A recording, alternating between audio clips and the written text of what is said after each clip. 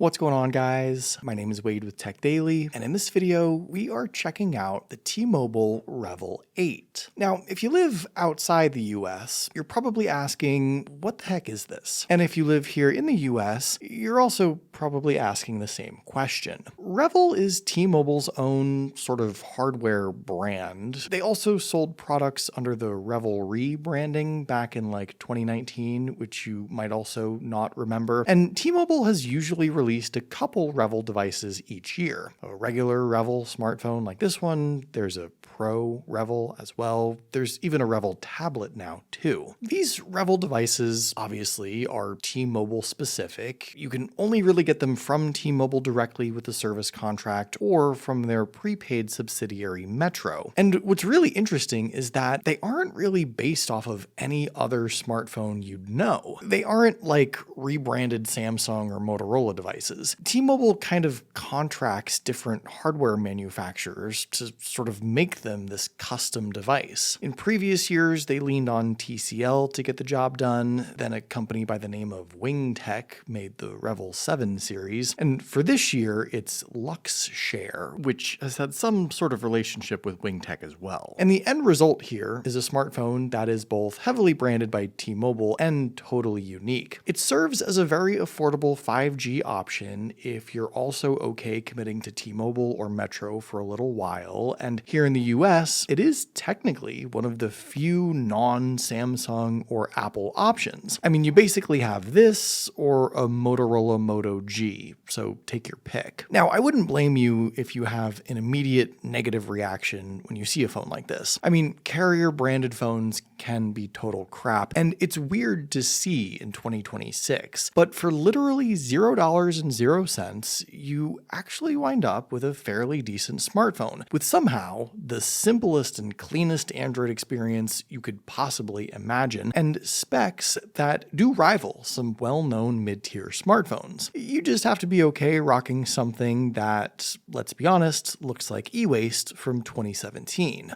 Alright, it's really not that bad, but before we get into everything here, let me just quickly unbox it. I'll break down the price and purchasing options, and then we'll dive into the specs, the hardware, and everything else you need to know. And who knows, maybe this is the super simple, super cheap smartphone you've been looking for. Slicing into the box here and sliding off the sleeve, we're immediately blinded by T-Mobile's bright magenta color scheme on this packet of accessories. And inside, you'll just find the usual, an obligatory USB-C to USB-C charging cable, some legal info, and an instruction booklet, and there's also a SIM ejector tool stuck inside too if you need it. With that stuff out of the way, you're left with just the phone itself. There's nothing else hiding in the bottom of the box there. And as we peel off the last layer of protection and power it on, I was immediately subjected to a 15 to 20 minute software update prior to the initial setup that I could not skip, but I eventually got past that and we're all good to go now. So I mentioned this a moment ago, but I want to just quickly go over the pricing for this phone in a little more detail because I think it's a pretty important element to understand. This regular REVVL 8 technically has a full retail price of $199 from both T-Mobile and Metro. You can't get this phone anywhere else. There's no factory unlocked REVVLs, no dedicated REVVL website, or any reliable Amazon listings that sells this phone outright. You're basically only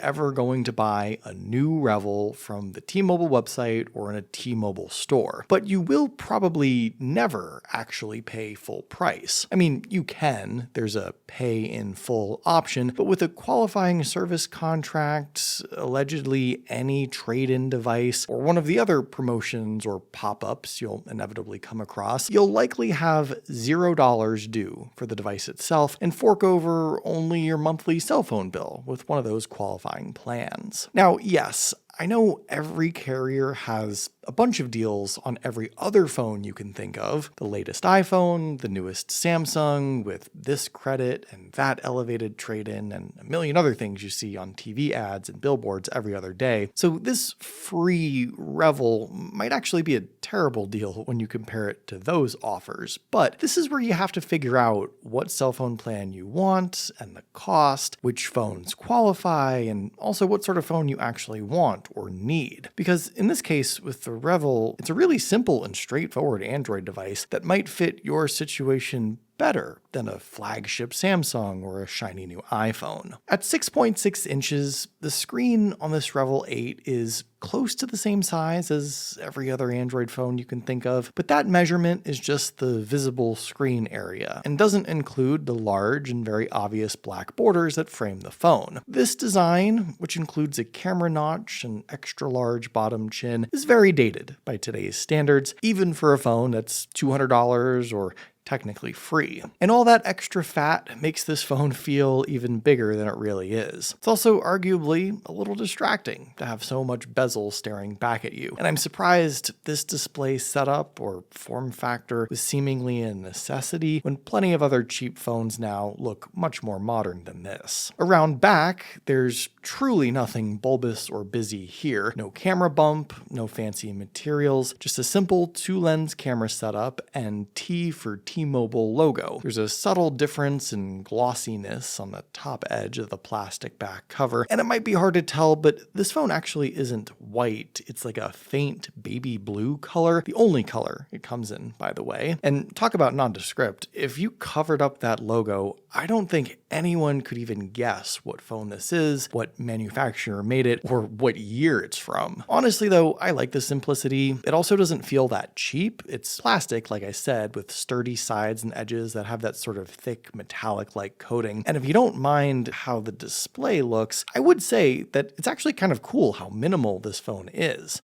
On the left side here, you'll find the SIM card tray with a spot for a micro SD card. Thing number one, you don't really get with other phones anymore. And you can top out at up to 2 terabytes of additional storage. The phone comes with 128 gigabytes on board, which isn't terrible on its own. There aren't any other configuration options, but what's crazy is that out of the box, this is truly the simplest Android experience you'll likely ever come across. There are no other pre-installed apps besides the standard Android ones for phone functions and utility, and then your suite of Google apps, all of which you can uninstall if you want. There are no T-Mobile carrier apps, no garbage games, no Microsoft junk, no Facebook or TikTok or Temu. There's not even a skin or theme or tweak or anything at all that takes up any additional storage space or that otherwise would indicate that this is a T-Mobile branded device or a subsidized carrier phone. It's honestly crazy how minimal the OS actually is. On the right side of the phone, you've got some familiar volume buttons and then a T-Mobile magenta colored power button that doubles as your fingerprint sensor for unlocking. It's fast, it's functional, and it's what I'd expect on a budget phone. There's face unlock too, so you can get into it pretty fast. Nothing really at the top of the phone there, but at the bottom, you'll see the USB-C port for charging, flanked by the main loudspeaker and then the old headphone jack. Thing number 2 that has long left most other smartphones. There is a secondary loudspeaker within the earpiece at the front, and around back you saw already 2 camera lenses and an LED flash. Now, unfortunately, in addition to the screen looking bad because of its bulky black borders, it also looks bad because, well, it looks bad visually. The 6.6-inch display is an old-school LCD panel, which is the worst part of it, but it's also the most important element. It's a full HD 2408 by 1080 resolution screen, so it's perfectly sharp even if you push your eyeballs right up against it, and you can switch on the high refresh rate 120Hz option for a smoother, more responsive look and feel. That I'm pleasantly surprised by, because the phone does feel fast and fluid, but like I said, when you really look at the screen itself, it's obviously not a great viewing experience. LCD screens don't get very bright, so this phone basically has to be set to 80% brightness or higher just to be usable. Anything less than that, and it's kind of hard to see. And the front glass doesn't help either. It's very glary. You'll see your face smiling back at you almost as often as you'll see your content. Off-axis viewing is also quite poor, which is weird to say in 2026, but tilt this phone in any direction, even a little bit, and it goes completely dark. The default color balance for this display also isn't great. It's a super cool tone, very bluish to the point where it looks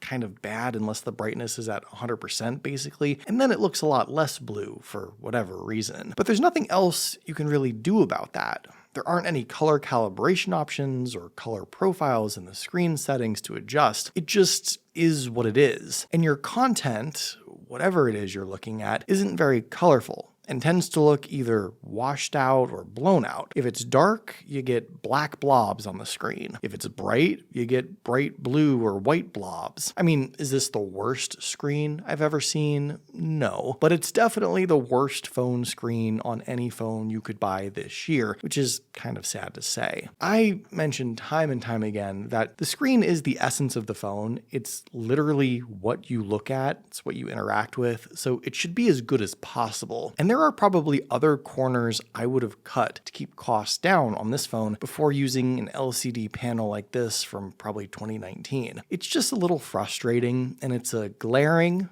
pun intended, issue with this phone that's really hard to look past, pun intended, when everything else here is surprisingly solid. Like the speakers, for example. The dual speaker setup on this phone is better than, well, most of what I've heard lately. The main bottom loudspeaker is loud. The secondary earpiece speaker is also loud. And together, they're not only fairly balanced, but also crystal clear, with very little muffle or distortion, even at max volume. I have no idea what makes this speaker setup so good, but let's just enjoy this for a moment because it's certainly a pleasant surprise.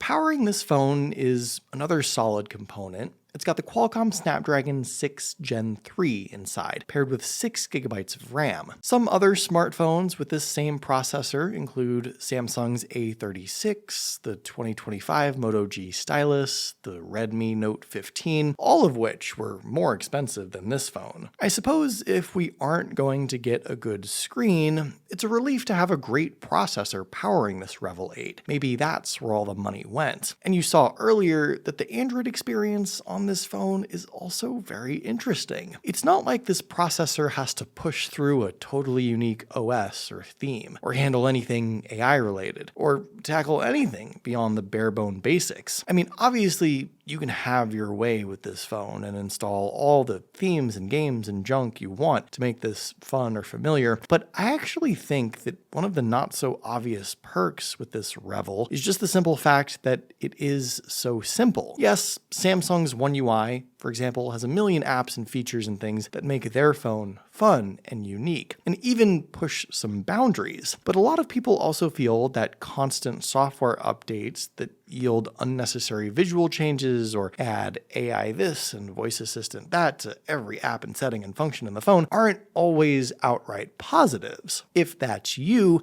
then this is your phone. You could basically uninstall every single app on this thing except for phone, messages, settings, and camera, and be connected to the world in only must-have or emergency situations. Or you could take this blank slate and turn it into a completely custom Android experience with no boundaries or OEM software limitations standing in your way. Whichever route you choose, you're doing it all on a phone that has the internal specs to handle it. And really, this phone is more powerful than its price point or position in the market space would lead you to believe. I do still feel compelled to offer the other side of this argument, though. This limited software experience means you'll not only likely miss out on some cutting-edge features entirely, but you probably also won't be the first to get, well, any major updates at all. T-Mobile says they'll give this phone 5 years of security patches, not major Android version updates. They actually don't even say what, if any, major Android updates this phone will receive. Historically, it's usually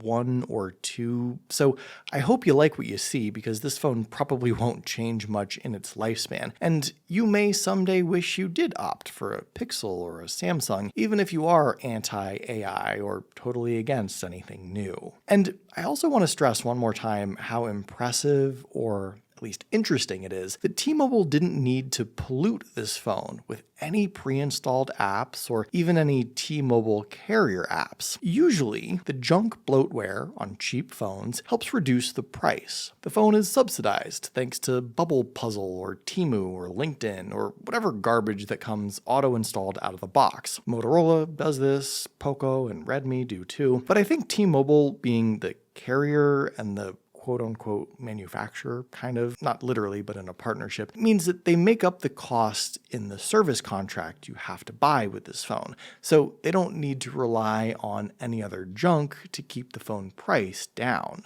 This phone also has a perfectly fine sized battery inside, 5,000 milliamp hours, which is sort of standard yet again for any Android device nowadays. The benefit here sort of goes back to the software and processor. With how simple this phone is and how little it's actually doing, you'll almost certainly see much better battery life than on a similar device that has a lot going on. And I also think, honestly, that most people would probably just use a phone like this less in their day-to-day life, or at least use it for less taxing tasks compared to, say, a super high-end flagship phone with a similar sized battery. In fact, I wouldn't be surprised if a person could go 2 full days off the charger if you just use this phone for text messages, phone calls, and the occasional Google search or YouTube video. It's definitely going to have a longer standby time than most. This phone supports 25-watt wired fast charging. You just need to go out and get a wall plug yourself that supports that speed. No surprise, there's no wireless charging and no other notable power or charging features, but I don't really have any complaints here. Finally, the other area of considerable compromise is with the cameras. But unlike some other manufacturers, T-Mobile didn't artificially enhance or otherwise lie about the lenses or capabilities. The dual lens setup around back is a simple 50 megapixel main lens paired to a 2 megapixel macro. OIS, or optical image stabilization, is an added and heavily advertised feature for this REVVL 8 in particular.